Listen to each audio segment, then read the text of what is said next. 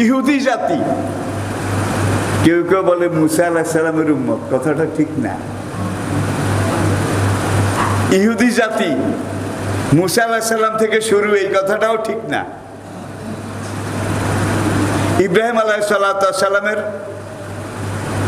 বড় ছেলে ইসমাইল আলাইহিস সালাম, মা হাজারের গর্ভজাত সন্তান। তার 13 বছর পরে প্রথম বিবি মা সারা তার গর্ভে আরেকজন পুত্র সন্তান জন্মগ্রহণ করেছিলেন, ইসহাক।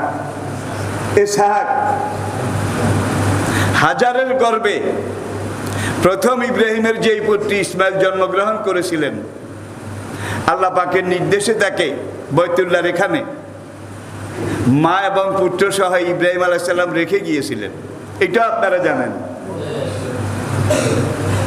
আর বড় বিবি সারা, তার গর্ভে 13 বছর পরে ইসমাইলের 13 বছরের ছোট কে, ইসহাক, যেই পুত্র জন্মগ্রহণ করেছিলেন, সেই পুত্রের পরবর্তী জেনারেশন, পরবর্তী বংশধর, একেবারে আজ পর্যন্ত যারা যুগ পরম্পরায়, কাল পরম্পরায়, সময় পরম্পরায় এসেছিল, প্রজন্মের পর প্রজন্ম, ইসহাকের সন্তান, এখান থেকেই কিন্তু বনি ইসরাইল শুরু। ইব্রাহিমের পুত্র ইসহাক, ইসহাকের পুত্র ইয়াকুব, কি ইয়াকুবের পুত্র ইউসুফ। তাহলে বোঝা গেল ইয়াকুব আলাইহিস সালাম তিনি ইব্রাহিম আলাইহিস সালামের নাতি।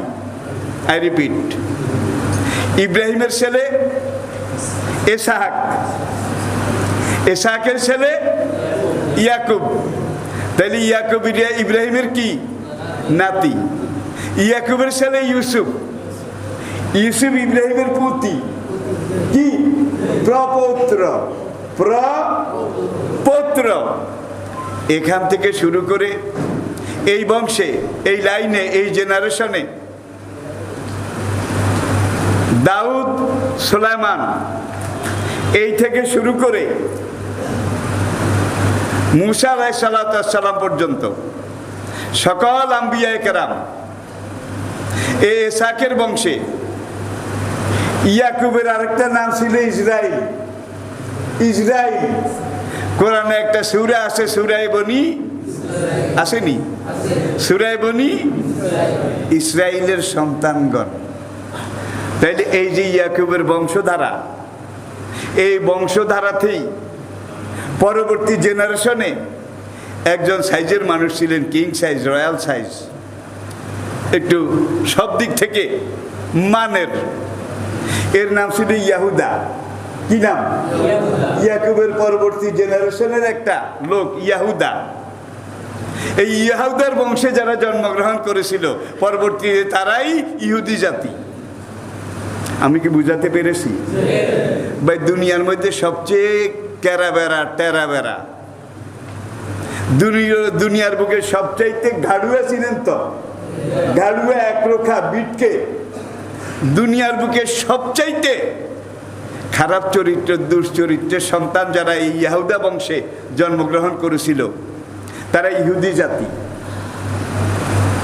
এই জাতিটা সকালে বলতে আমরা এটা মেনে নিলাম, নবী যখন দাওয়াত দিতেন বলতে আমরা এটা মেনে নিলাম, আবার বিকালে বলতে আমরা তো এখন আর সকালের কথায় নাই। সকালে মুসলমান, বিকালে কাফের, এইটা ছিল তাদের থিওরি। দাউদ আলাইহিস সালামের জামানায় আল্লাহ পাক একবার সিদ্ধান্ত নিলেন ইহুদি জাতি তাদেরকে পরীক্ষা করবেন। আল্লাহ পাক তাদেরকে বললেন, লা তা'তাদু ফিস সাবতে, তোমরা সপ্তাহের 6 দিন মাছ ধরো। সাগর পাড়ের এলাকা ছিল, কিন্তু শনিবারটা মাছ ধরা বন্ধ। এই নির্দেশ কে দিয়েছেন? আল্লাহ পাক। তাইলে তারা মৎস্যজীবী ছিল। এই ইয়াহুদার এই প্রথম বংশ পরম্পরা যতগুলা লোক ছিল তাদের অধিকাংশ কিন্তু জেলে সাগরে মাছ ধরে এগুলা নিজেরা খেতেও বিক্রয় করত, এভাবেই তাদের সংসার চলত। এখন আল্লাহ পাক বললেন শনিবার বন্ধ, মাছ ধরা হারাম, আল্লাহর নির্দেশ। শনিবার বাদ দিয়ে তোমরা যত পারো ধরো। এখন রবিবারেও ধরে, সোমবারেও ধরে, মঙ্গলবারেও ধরে, শুক্রবার পর্যন্ত ধরে, মোটামুটি পাওয়া যায় কিছু কিছু। শনিবারে ভাই রে ভাই, মাছ রে মাছ, সাগরের কিনারে এসে মাছ শুধু খলবল করে, শুধু মাছ আর মাছ। তখন ওদের যারা একটু চালাক, কায়রে আজকে তো নিষেধ, মাছের যে জোয়ার। আমাদের দেশে, আমাদের ছোটকালে আষাঢ় মাসে পুকুরে জান ছাড়লে কি অবস্থা হইতো, বুড়ারা বলতে পারবে। আজকালের ছেলেরা দেখেও নাই, বলতেও পারবে না, আমি বুঝাতেও পারবো না। হ্যাঁ হ্যাঁ, মাছের জোয়ার কিভাবে, কাকে বলে? এখন শনিবারে ভাই মাছের জোয়ার, খালি মাছ উপরের দিকে লাফাইয়া উঠে। এখন ইহুদিদের কিছু চালাক মানুষ, সমাজের নেতা, তারা বললো একটা কাজ কর, শনিবারে তো ধরা নিষেধ, ধরলে তো হারাম হয়ে যাবে, তোরা তোদের ওই ভিতরে একটা গর্ত কর, একটা গর্ত করে এর মধ্যে পানি দে, বা তোদের ভিতরে যেসব পুকুর জাঙ্গাল আছে যেগুলোতে পানি আছে, এগুলার সাথে সাগরের জাম, ড্রেন, নালি কেটে দে, মাছ যেইভাবে উপরের দিকে উঠে। ওরা এখন ওদের পুকুর জাঙ্গাল ডোবা এগুলার সাথে সাগরের নালি কেটে দিল। এখন ভাই শনিবারে মাছ লাইনে লাইনে, হাজার হাজার, লাখে লাখে, ঝাঁকে ঝাঁকে ওদের পুকুর ডোবা সব মাছে ভরে গেছে। আবার আল্লাহ পাকের নির্দেশ, এই মাছ কিন্তু শনিবার থাকতে থাকতে নেমে যাবে। এখন ওরা বললো যে এক কাম কর, মাছ যখন উঠছে জানো বাঁধে, এটা বুঝছেন তো, তোরা তোদের নালাগুলা বাঁধ দিয়ে আটকাই দে, মাছ যেন নামতে, সব মাছ আটকাইয়া ফেলা। খবরদার শনিবারে ধরিস না, আল্লাহ নিষেধ, আমরা রবিবারে ধরবো, তোরাও রবিবারে ধরবি। তাহলে শনিবারে ধরে না, ঠিক আটকায় নাকি, মাছকে আটকায়, রবিবারে ধরে। আল্লাহ পাক বললেন লা তাতাদু ফিস সাবতে, শনিবারের ব্যাপারে তোমরা খবরদার সীমা লঙ্ঘন। ওরা কয় আল্লাহর নবী, কে হে আল্লাহর নবী, আমরা তো শনিবারে ধরি না, আল্লাহর দোহাই ধরি না, আমরা রবিবারে ধরি। কিন্তু শনিবারে যেই মাছ আটকাইছে ভাই, এগুলা সারা সপ্তাহ খেলেও ধরলেও শেষ হওয়া তো দূরের কথা, কমবেও না। এখন নবী যতই বলে যে না আমরা শনিবারে ধরি না, খোদার কসম আমরা শনিবারে ধরি না, নবীকে আটকাও তো, আল্লাহ তো আটকাইতে মানা করে নাই, ধরতে নিষেধ করেছে। হাকুলনা লাহুম কুনু কিরাদাতান, আল্লাহকে বান্দামি করস কার সাথে? যেগুলার বয়স 40-এর নিচে ছিল, ওই সীমা লঙ্ঘনকারী। রবিবারে মাছ ধরি না, শনিবারে আটকারি না। 40-এর নিচে যাদের বয়স ছিল, কম ছিল 40-এর কম, এরা সবাই বান্দর হয়ে গেছে। আর 40-এর উপরে যাদের বয়স ছিল তারা সব শুকর হয়ে গেছে। বুড়াগুলা বুড়া শুকর, জোয়ানগুলা বুড়া বান্দর। 3 দিন পর্যন্ত পুরো এলাকাটা এখন আর মানুষ নাই, হয় শুকর নয় বান্দর। 3 দিন এই ক্যাশ ব্যাস করে তারপরে তারা আল্লাহর গজবে সব হালাক হয়ে গেছে। তো বনি ইসরাইল জাতি দুঃখী, চির দুঃখী, তাদের বাড়ি নেই, ঘর নেই, কোনখানে 1 ইঞ্চি মাটি ঠিকানাও নেই। এই ছিন্নমিল মানুষগুলাকে আমরা, আমাদের আরবে তো আর জায়গার অভাব নাই। আর এই আরব বলতে আগের সেই শাম রাজ্য, শাম আজকে সিরিয়া, শাম রাজ্য, যেখানে দাউদ আলাইহিস সালাম বাদশাহ ছিলেন, যেখানে সুলাইমান আলাইহিস সালাম বাদশাহ ছিলেন, যেখানে ইউসুফ আলাইহিস সালাম বাদশাহ ছিলেন মিশর থেকে আসার পরে, ফিলিস্তিন, জেরুজালেম। আর তখনকার শাম বা সিরিয়া, এটা বলতে বর্তমান সিরিয়া। আজকের জর্ডান, ফিলিস্তিন এবং লেবানন, এই সবটা মিলেছিল শাম দেশ। শাম দেশ। আল্লাহ নবী একদিন নামাজের পরে দোয়া করেছিলেন, আল্লাহ তুমি শামের অধিবাসীদের উপরে দয়া করো, আল্লাহ তুমি ইয়ামনের অধিবাসীদের উপরে রহমত করো। নবী শামবাসীদের জন্যে, ইয়ামনবাসীদের জন্যে খাস দোয়াও করে গেছেন। আর এই তখনকার শাম দেশ আজকে একদিকে সিরিয়া, আরেকদিকে জর্ডান, আরেকদিকে লেবানন, আরেকদিকে ফিলিস্তিন, এই কয়েকটা এলাকা নিয়ে পুরোটাই শাম দেশ ছিল। এখন বেচারারা থাকার জায়গা পায় না, ছিন্নমূল আরব মুসলমানরা তাদেরকে দয়া করে জায়গা দিয়েছিল। এই জায়গা দেওয়ার পরে তারা সেখানে কিছু ইহুদি বসলো। এখন দুনিয়ার বিভিন্ন দেশে কিছু আছে, এখানে দুই রাত থাকে, আরেকখানে চলে যায়, কারণ এই দুই রাইতেও তারা 2 নম্বর কাম করে। সেখানকার লোকেরা দেখে ভালোর জন্য মেহমান জায়গা দিছি, মেহমান তো আমার বিছনায় আগুন লাগাইয়া দিছে, আমার ঘরে আগুন লাগাইয়া দিছে, মানে একবার খারাপ কাম ছাড়া ভালো কিছু জানে না। দুনিয়ার দেশে দেশে তারা এই ব্যাগ ঝুলি এগুলা মাথায় নিয়ে যাযাবর জীবন এগুলো যাপন করে, তাদের স্থায়ী কোনো ঠিকানা ছিল না। দ্বিতীয় বিশ্বযুদ্ধ শেষ হয়েছে 1945। আজ থেকে 73 বছর আগের কথা বলছি আমি, আজ থেকে 73 বছর আগের কথা বলছি আমি। দ্বিতীয় বিশ্বযুদ্ধ এটা শেষ হওয়ার পরে সেই দ্বিতীয় বিশ্বযুদ্ধ, যে ব্রিটিশ তারা একটা প্রধান শক্তি ছিল দ্বিতীয় বিশ্বযুদ্ধের, এখন এই ব্রিটিশ জাতির কাছে তারা গিয়ে ধর্ণা ধরল যে দুনিয়ার কোথাও আমাদের জায়গা নাই, কেউ আমাদের জায়গা দেয় না। এখন ব্রিটিশ সাম্রাজ্য, রানী এলিজাবেথ, প্রথম এলিজাবেথ, আজকের না, বোধহয় আমার দাদার আমলে হবে, তবে আর কি আমার বাবারও না, দাদার আমলে হবে। তখন ব্রিটিশের রাজত্ব ছিল পুরা দুনিয়াব্যাপী। বলা হতো ব্রিটিশ সাম্রাজ্যে সূর্য অস্ত যায় না। এটার অর্থ কি?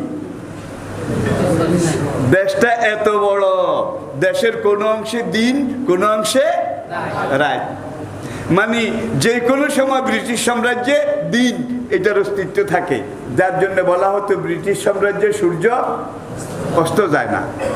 প্রিয় ভাইয়েরা, তখন আরব মুসলমানরা দরদি হয়ে মানবিক কারণে কিছু ইহুদিরে জায়গা দিছিল যে থাকেরা। দ্বিতীয় বিশ্বযুদ্ধের পরে ওয়াইজম্যান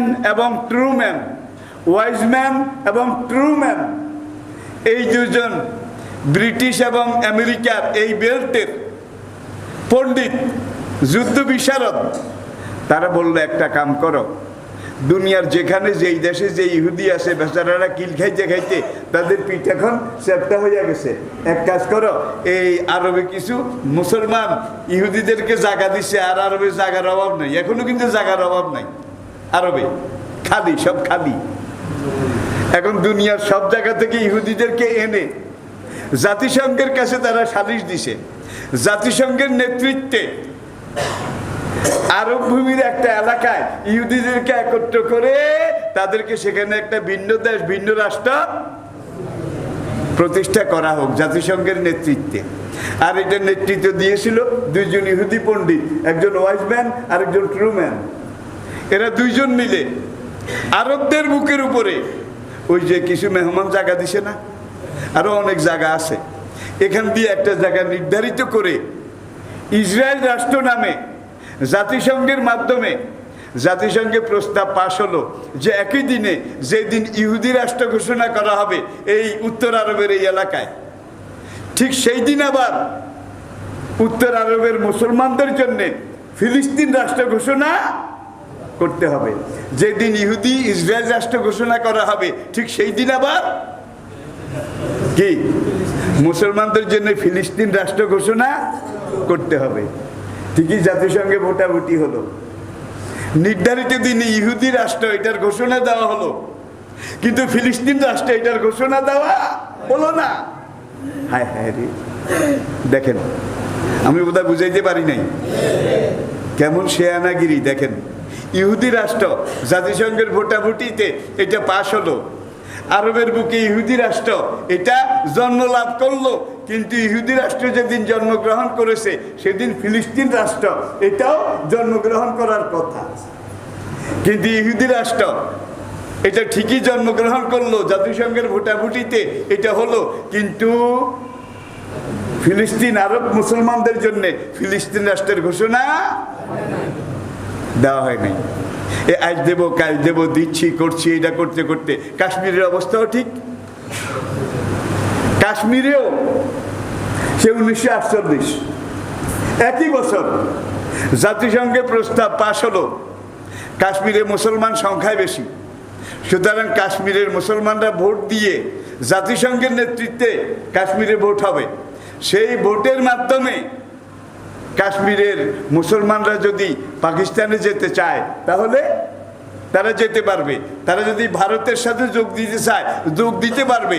আর কাশ্মীরের মুসলমানরা যদি চায় আমরা পাকিস্তানেও যাব না, ভারতেও যাব না, কাশ্মীর মিলে একটা মুসলমান রাষ্ট্র।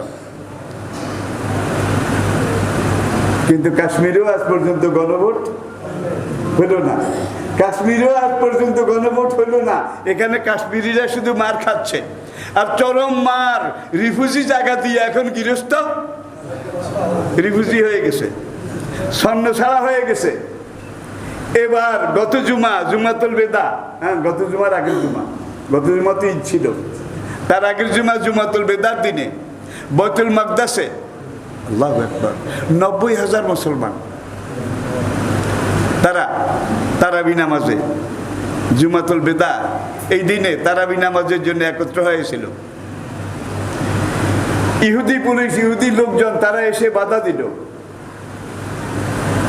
আবার বাংলাদেশের কোন কোন টিভি চ্যানেল বলেছে যে জুমাতুল বেদাতে 90,000 জামাত শিবির বাইতুল মুকাদ্দাসে গিয়ে জমা হয়েছে। দেখছেন কারবার? ল্যাংড়া আসে কি কয় না, ল্যাংড়া আসে শিয়াল স্বপ্ন দেখে, ঠিক কিনা বলেন? দুনিয়ার আজকের বাতিল। ইহুদিরা ডরাইলে জামাত শিবিরেরা ডরায়, আর কারো করে ডরায় না। ওইদিকে ডরাইলে মিশরের ইখওয়ানুল মুসলিমিনকে ডরায়, যারা দায়ী আল্লাহ, আল্লাহর জমিনে, ঠিক কিনা বলেন? এছাড়া দায়ী আল্লাহর বাইরে মুসলমান যা আছে এগুলো বাইলা মাছ চিনেন? আরামে থাকে, আরামে চলে, এক জায়গায় বসে বসে জিরা লেজে গুতে একটা দিলে দুই হাত সামনে যাই আবার। আজকালকার মুসলমান ঠিক এই বাইলা মাছ, যার জন্য টেন্ডার খায় কম খায়, যেমন সোজা সরল তেমন মাইটটা। কিন্তু যারা দায়ী আল্লাহ, চেইন অফ কমান্ডের অধীনে যারা, তারা জাগুর মাছ, শিং মাছ আর দিশান না, আর দিলে ধরা যাবে, ঠিক আর দিলে ধরা যাবে না। আমি আশ্চর্য হলাম যখন পত্রপত্রিকে এই জিনিসটা পেলাম যে বাইতুল মুকাদ্দাসে জুমাতুল বেদাতে 90,000 শিবির। ভাই ওখানে শিবির আসলো কোত্থেকে বলেন? যারা নামাজ পড়তে গেছে তাহলে বুঝা গেল এটাও আজকে ইহুদিদের আরেকটা ষড়যন্ত্র। একটু দাঁড়িয়ে যদি রাখে কোনো যুবক কয় শিবির, কোনো যুবক যদি টাকনুর গিরার রূপে ফুল প্যান্ট পরে কয় এটা কি শিবির, ঠিক কিনা বলেন? ওয়াক্ত মতো নামাজ পড়লে কয় শিবির। তাহলে বুঝা গেল শিবির হইলে এটারে জবাই করা জায়েজ। আজকে জেরুজালেমে 90,000 যারা বাইতুল মাকদাসে নামাজ পড়তে গিয়েছিল আর তাদের পরিবার পরিজন বাড়িতে যারা ছিল, বর্তমানে যে কয়েক লাখ আছে আর কি, সেই জুমাতুল বেদার দিন থেকে শুরু ফিলিস্তিনের রাস্তায় রাস্তায় শুধু রক্ত। একদিন একত্রে 150 জঙ্গি বিমান, আবার বলছি একদিনে বা এক রাতে একটা নির্ধারিত সময় 150 জঙ্গি বিমান, যেগুলো আমেরিকার সর্বশেষ অত্যাধুনিক লেটেস্ট মডেল 4 বর্গ কিলোমিটার একটা বন্দি শিবির। ফিলিস্তিনিদেরকে এর বাইরে যাইতে দেয় না। 1967 সালে ইসরায়েল আরব দেশ মিশর জর্ডান এগুলোর উপরে আক্রমণ করেছিল, আপনারা জানেন। আক্রমণ করে মিশরের কিছু অংশ, সিরিয়ার কিছু অংশ, জর্ডানের কিছু অংশ, ফিলিস্তিনের পুরাটা 1967-তে জেরুজালেম, বাইতুল মকদাস সহ তারা দখল করে নিয়েছে। আর জাতিসংঘের আইনে কোনো একটা দেশ, কোনো একটা জাতি আরেকটা দেশকে ইদারে জবরদখল করা বেআইনি, ঠিক কিনা? আপনারা জানেন না সাদ্দাম কুয়েত দখল করেছিল? এটা তো কাছের ঘটনা, বেশি পিছের না। সাদ্দাম যে এক রাতে কুয়েত দখল করেছিল এটা তো আপনারা জানেন। ঠিক 15 দিনের মধ্যে জাতিসংঘের প্রস্তাব অনুযায়ী, সেই প্রস্তাবের ভিত্তিতে সাদ্দামরে কুয়েত থেকে বাইর করা হয় নাই বোধ হয়। সাদ্দামরে বাইর করা হয়েছে, কিন্তু ইহুদিদেরকে ফিলিস্তিন থেকে বাইর করা। তাইলে এইবার বোধহয় আপনারা জিনিসটা বুঝে গেছেন। হামাস ফিলিস্তিনের প্রতিরোধ আন্দোলন আর এই ধরনের যারা আছে তারা প্রতিরোধ করতেছে। এই পর্যন্ত শতে মুসলমান তারা শহীদ হয়ে গেছে, আর জায়গা অল্প একটু।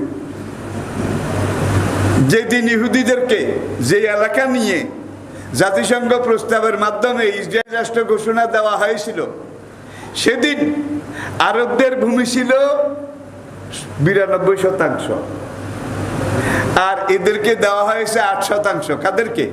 ইহুদিদেরকে।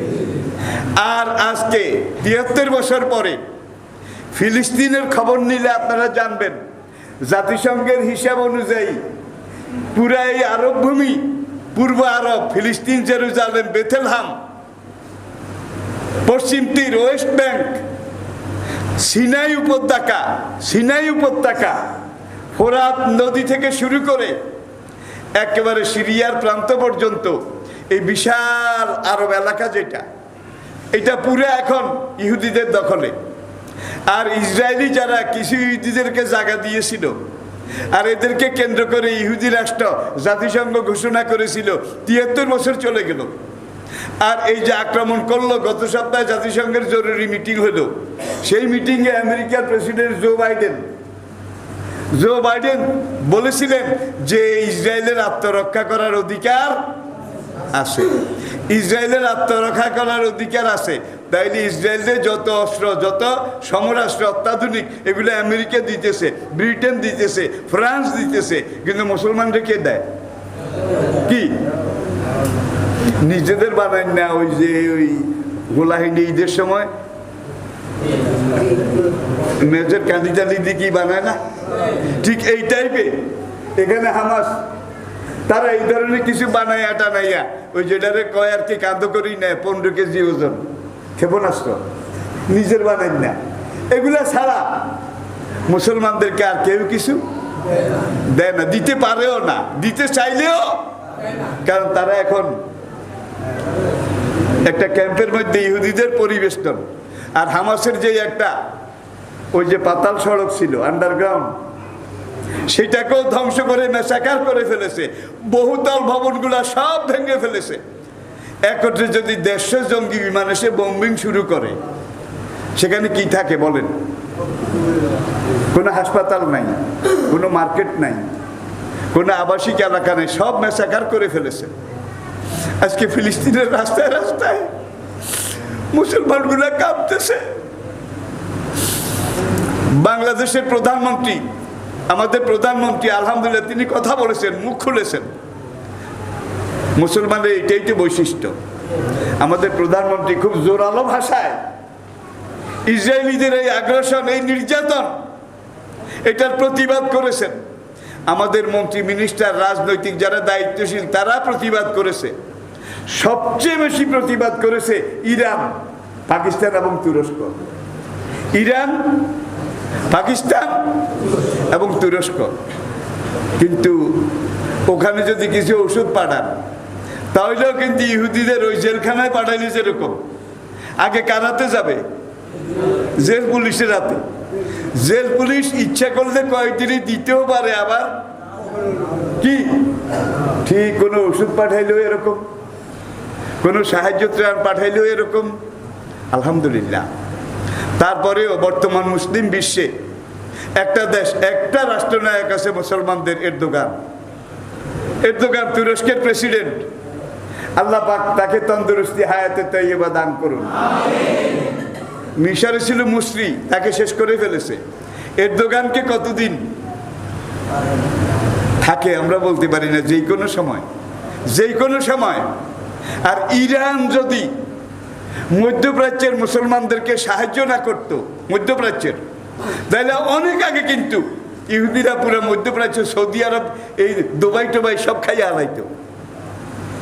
ইরানের জন্যে তারা আগাইতে, কিন্তু আজকে সৌদি আরব ইরানের বিরুদ্ধে, আমিরাত ইরানের বিরুদ্ধে, ইসরায়েলের পক্ষে। কি আমি বোধহয় বেশি কইছি? আমি বোধহয় বেশি কইছি? সৌদি আরব আজকে যদি ডাক দেয়, এই মুসলমান কে কোথায় আসো তাই, আমি বাইরেছি। গোলাম সারোয়ার মিয়া ডাক দিছিল, বুড়িয়ারা কইতে হইব, এরে তোরা কে কোনে আসো? তো ওই জায়গায় বললো মুসলমান মারিয়া লাইছে। পুকুরের ঘাটে গোসল করতে আসছিল, লুঙ্গি ওই বদলায়ারি এ দূর বইছে।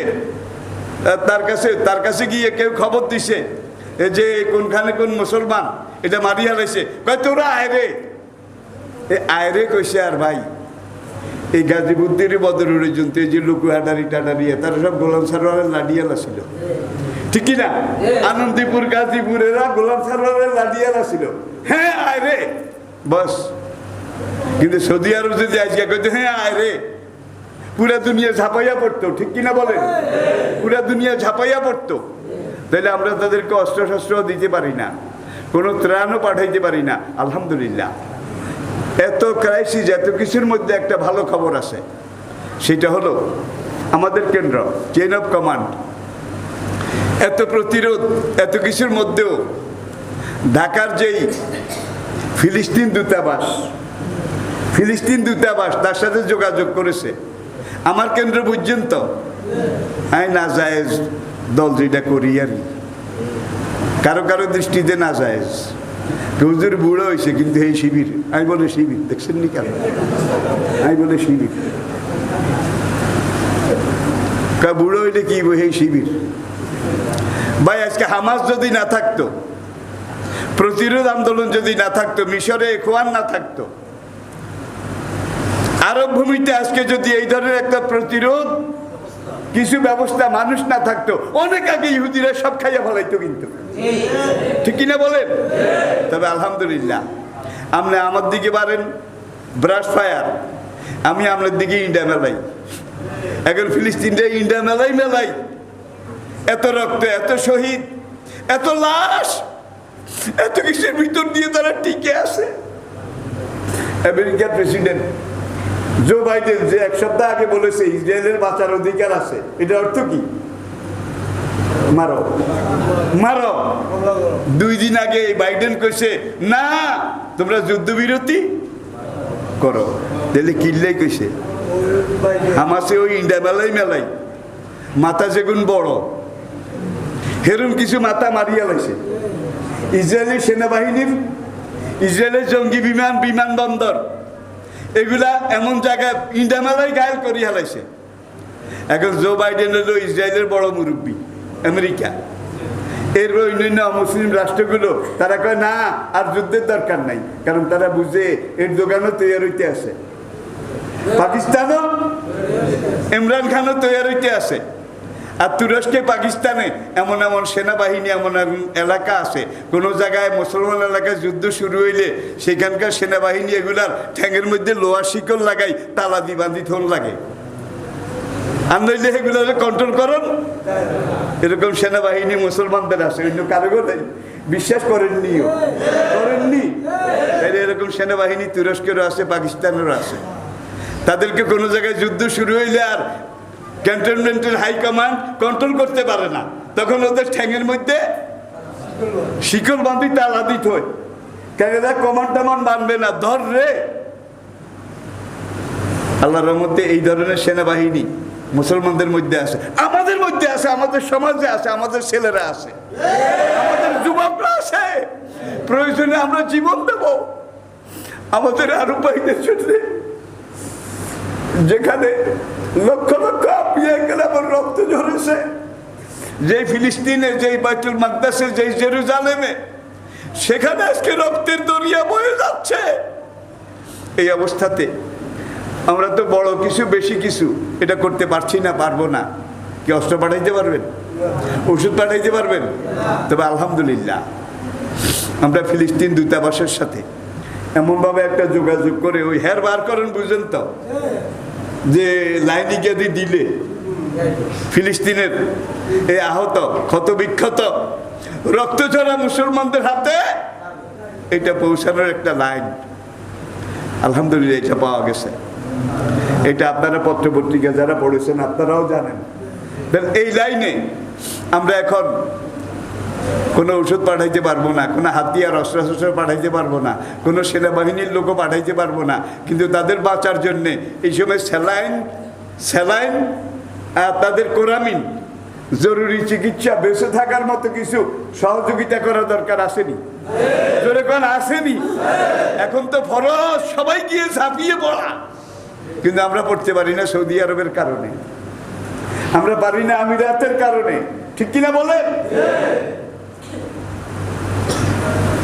বাদশা ফয়সালের কথা আপনাদের মনে আছে তো? একবার এরকম ইহুদিরা, ইসরায়েল যখন ফিলিস্তিনের মুসলমানকে উপরে এইভাবে অন্যায়ভাবে হস্তক্ষেপ করেছিল, বাদশা ফয়সাল বলছে আগামীকাল থেকে কোনো অমুসলিম দেশকে আমরা কোনো তেল, পেট্রোল, ডিজেল, অকটেল এগুলা বিক্রি করব না। ভাই 1 মাস অবরোধ থাকার পরে পুরো দুনিয়া যখন লাল বাতি জ্বলে গেছে, তাদের উড়োজাহাজও বন্ধ, সাগরের শিপও বন্ধ, রাস্তার গাড়ি, ট্রাক এগুলোও বন্ধ, কারণ তেল নাই। পুরা দুনিয়ার তেল আল্লাহ মুসলমানদেরকে দিছে। 80% বেশি তেল মুসলমান করে দিছে। আর জঙ্গি বিমান উঠতে হইলে তেল লাগে না, গাড়ি চলতে হইলে তেল লাগে না, পেট্রোল, ডিজেল, অকটেন লাগে না। 80% বেশি তেল জ্বালানি আল্লাহ মুসলমান করে দিছে। এরপরে ইন্দোনেশিয়া, মালয়েশিয়া সহ মালদ্বীপ পর্যন্ত 90% মতো রাবার অন্য কোনো দেশে হয় না, সব মরুভূমি, সব পাথর পাহাড়। ইন্দোনেশিয়া, মালয়েশিয়া, মালদ্বীপ, আফ্রিকার কিছু এলাকা, যে এলাকায় রাবার হয় পুরো দেশগুলা মুসলমানদের। তাহলে বিমান উঠতে হইলে তেল লাগে, নামতে হইলে রাবার লাগে না? রাবার লাগে না? চাক্কা কিসের? তাইলে এখন যদি বেশি বাড়াবাড়ি করো, মুসলমান এক হওয়া দরকার। এক হইয়া যদি আমরা তোমার কাছে তেল বিক্রি করব না, ইন্দোনেশিয়া, মালয়েশিয়া যদি বলে তোমাদের কাছে রাবার বিক্রি করব না, আর জঙ্গি বিমান যেগুলো উঠছে ফিলিস্তিনের উপরে বোমা বর্ষণ করে, যে নামার আগে ওখানে রেখে আমরা আমাদের রাবারের চাক্কা খুলি লই যাই, কিয়ামত পর্যন্ত আর নামার দরকার হইতো না, ওখানেই উড়া লাগবে জ্বলে যাওয়া পর্যন্ত। তো এই মুহূর্তে আপনারা যদি কন আমাদের ফিলিস্তিনের সেই মুসলিম ভাইদেরকে আমরা জুমার খুতবা শুরুর আগে আপনারা কি কিছু সহযোগিতা করতে রাজি আসেননি?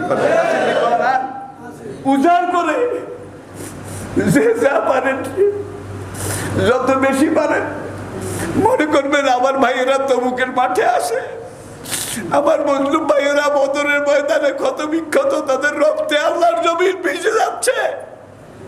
আমি তো আর কিছু করতে পারলাম না, আমার ভাইদের জন্য আমি কিছু আর্থিক সহযোগিতা করলাম। আপনারা যদি বলেন তাহলে খুতবার আগে নাকি নামাজের হলে দিবেন?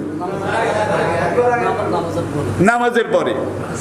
আজকের জুমা মসজিদ কমিটি আলহামদুলিল্লাহ, দেখেন মানুষ সত্য কারে কয়, মসজিদ কমিটির সভাপতি, সেক্রেটারি একটু আগে মসজিদে আসার পরে আমারে কইছে, হুজুর আজকে আমরা মসজিদের জন্য কালেকশন করব না, মসজিদের কালেকশন আজকে বন্ধ।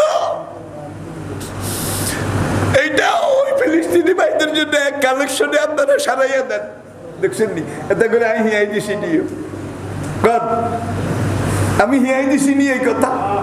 তাহলে নিজেরা যে মসজিদের চাইতে ওইটা লক্ষ গুণ বেশি দরকার এই মুহূর্তে। তাই ইনশাআল্লাহ ফরজ নামাজের পরে সবাই রাজি আছেন তো? সবাই রাজি আছেন তো?